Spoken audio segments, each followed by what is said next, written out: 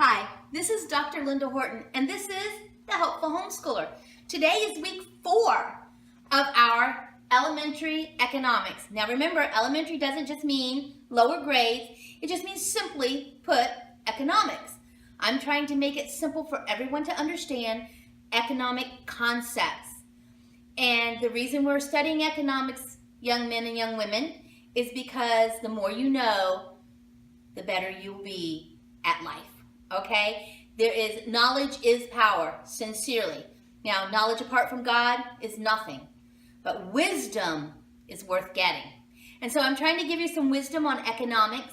Today is my favorite economics lesson of all times. Are you ready? This is what it is. I'm so excited. It goes like this. There is an acronym that goes with it. It's either TANSTAAFL. Write that down. You'll want to learn that. It's the same thing as TINSTAAFL. Here's the difference. When it was coined years ago, they used the word ain't. We don't usually use the word ain't, so they replaced it with the I. Let me tell you what the ain't is, and then I'll tell you what the I is. There ain't no such thing as a free lunch. There is no such thing as a free lunch. Same difference, however you want to say it, however your parents let you say it. And that simply means there's nothing for free. There's a cost to everything. Our verse today is 1 Corinthians 10:31, and that is, so whether you eat or drink or whatever you do, do it to the glory of God. It's just a cool verse today. So, where did this come from? There ain't no such thing as a free lunch. Where did it come from? Well, in the mid-19th century, saloons, which were places that sold alcoholic drinks, would advertise, come in for a free lunch.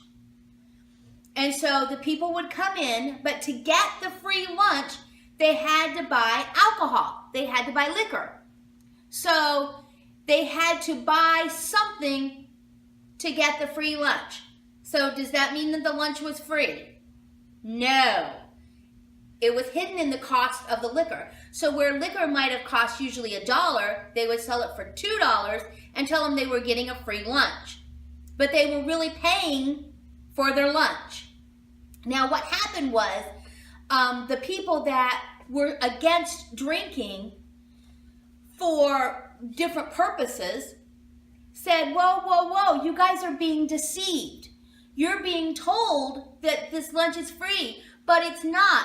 You're paying for it with the drinks. And indeed, if somebody went in and said, give me a free lunch, they would say, no, you have to buy liquor to get a free lunch. And so they said that was false advertising, which means advertising that's not true. Ooh, think about that for a minute. There's a lot of that going on today. And they had to stop. They were actually taken to court over it, and they had to stop because it wasn't truth. The lunches were not free. They were actually paying for them. So the concept in economics is there's no such thing as a free lunch. Somebody's paying for it somewhere. I'll give you an example. We get things all the time. Come for a free dinner at, let's say, Longhorn Steakhouse. We're going to be discussing retirement accounts. So they want our business. So let's say they have 10 people come for that free dinner. And of those 10 people that come, 3 buy into what they're selling. So the 7 people did get a dinner, but what they're selling to these 3 people makes up the cost. So there's no such thing as a free lunch. Somebody somewhere is paying for it. I'll give you another example. Lego. If you buy, okay, let me take this. They send an email saying you can get a free ornament at Christmas, a Lego ornament. But you have to buy a certain amount of Legos to get the free ornament. So is that Lego ornament free? No, because you have to buy something to get it. This is how this is how it is. And we think, oh, look, that's free, but it's not. Now, let me say this. Our church does free things all the time, and they are actually free. So we have family fun nights where we invite families in. We do crafts, we have games, we do refreshments, and we don't charge anything for it because somebody else is paying for it. The church is paying for it. So to the families, it's free, but somebody is still paying for it, aren't they? So when somebody says to you, oh, come, it's free, it could be free to you. It could be. But somebody else is paying for it. Who's paying for it? No such thing as a free lunch. Somebody somewhere is paying for it. If I invite you to be my guest at a nice restaurant, or Five Guys, or Panera Bread, I'm inviting you. You're my guest. You get a free lunch, right? Who's paying for it? Me. So somebody is always paying for it somewhere.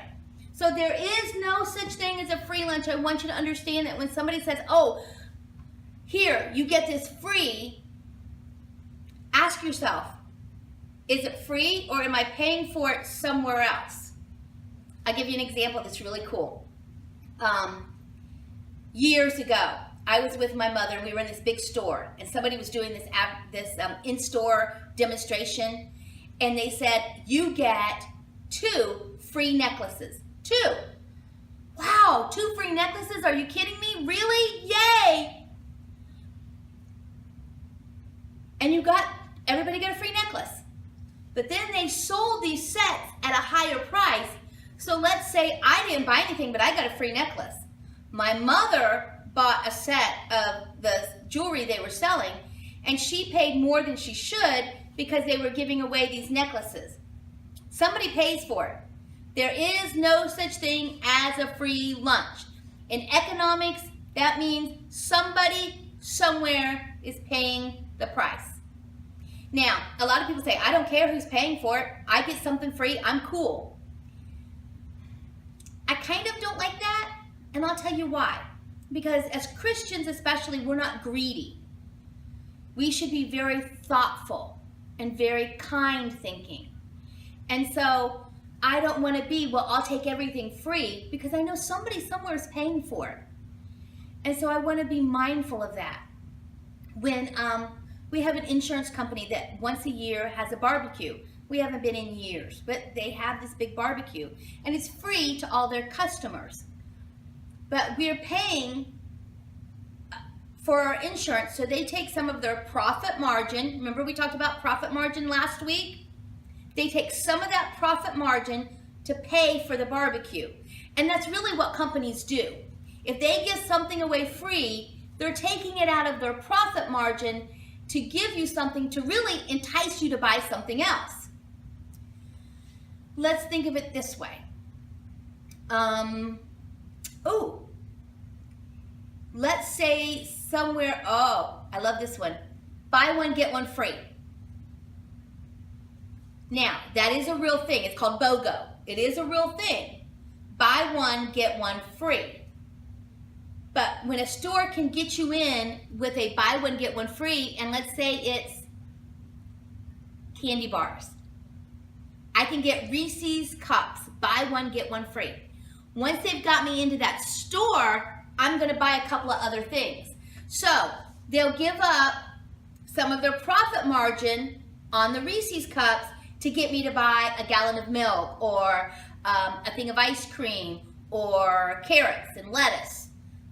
See what it means? So it's not really buy one, get one free. Once they get you there, you're going to buy more than that. All right? Now, the other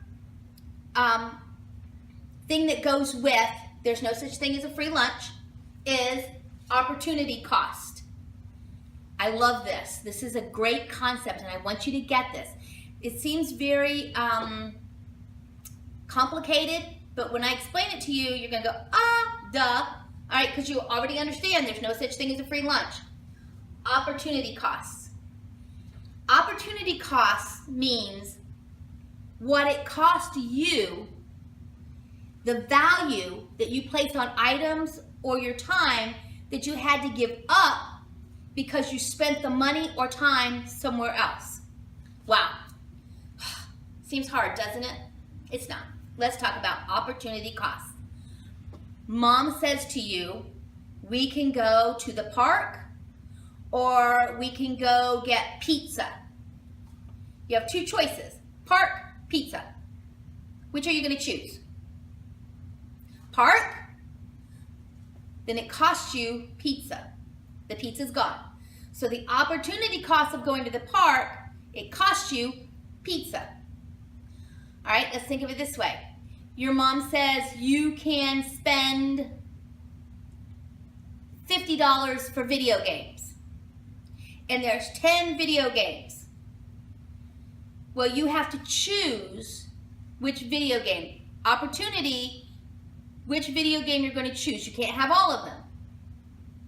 So which one are you going to choose? Opportunity cost. Let me put it another way so that you really understand. I want to take a trip to Disney World. I want to go on Friday. But my friend has invited me to lunch. So I have to choose. Am I going to go to Disney World? Or am I going to go to lunch with my friend? And what is each going to cost me? Opportunity costs. And we don't ever, as a society, we don't think about opportunity costs, do we? Have you ever heard that term? Opportunity costs. I had never heard it in all of my life until I studied economics. And we, as a society, don't think of it in those terms. What is this going to cost me? What opportunity is it going to cost me? I have an opportunity to go to Disney World. I have an opportunity to go to lunch with my friend. So what if I choose Disney World? Yay, Disney World! But I found out that my friend was really sad. And if I had went to lunch with them, it would have really made them happy, and I could have talked to them about their problems and given them hope. I lost that opportunity when I went to Disney. Opportunity costs. It's really, really interesting. We need to be aware of what opportunity costs. I'll give you another example. There's a great sale at a store, and I'm running into the store to get it. And I spend my time. That's why they put on sales, so you'll come into the store. Remember, they're going to give up some of their profit margin, so you'll come in, so you'll buy more than that.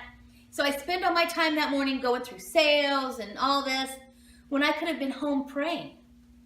I could have been home reading my word. Opportunity costs. I'll give you another example. You're in the car. This is such a good example. Oh my gosh. In the car now, what do we have? Movie screens, right? So we can watch a movie while we drive. Years ago, while we drove, we played games with each other, or we sat silently, which is my parents' favorite ride, or we talked as a family. So what is that watching the movie really costing us as a family? Time together? Silence? Opportunity costs.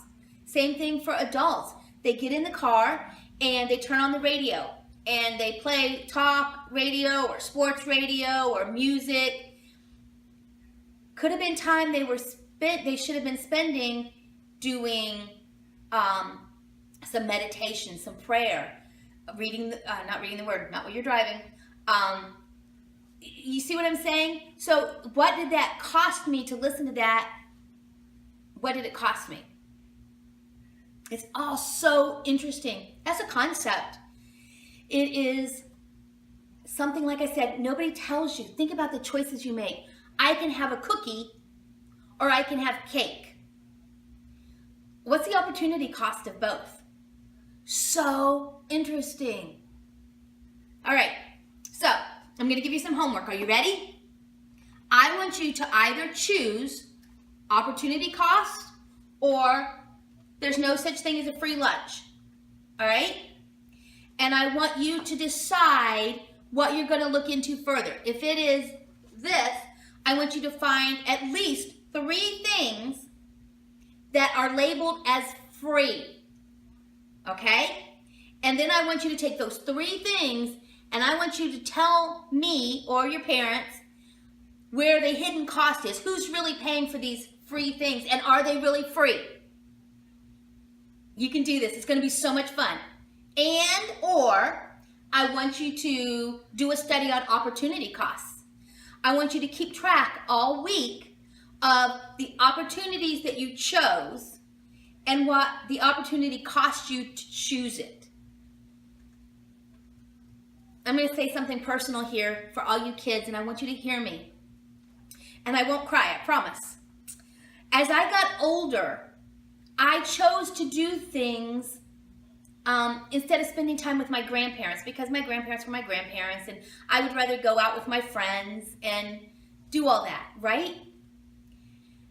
The older I got, the more I found out that that was a great cost to me, because my grandparents aren't here anymore. And so the fun I had going to the lake with my aunt or my friends, instead of spending the day with my grandparents, that's an opportunity cost I regret today. So I want you to think about some opportunities that you have to spend time with your family, that you have time to spend with God, that you have time to spend with really good friends. And are you missing those opportunities because something else is flashing your way? Something else is saying, spend time with me, spend time with me. I want to do this, I want to do that. I want you to really think about that. Opportunity cost is big. I look back on my life, and this was when I was a teenager. I spent as much time with my grandparents as I could until I got to be about 15, 16, 17.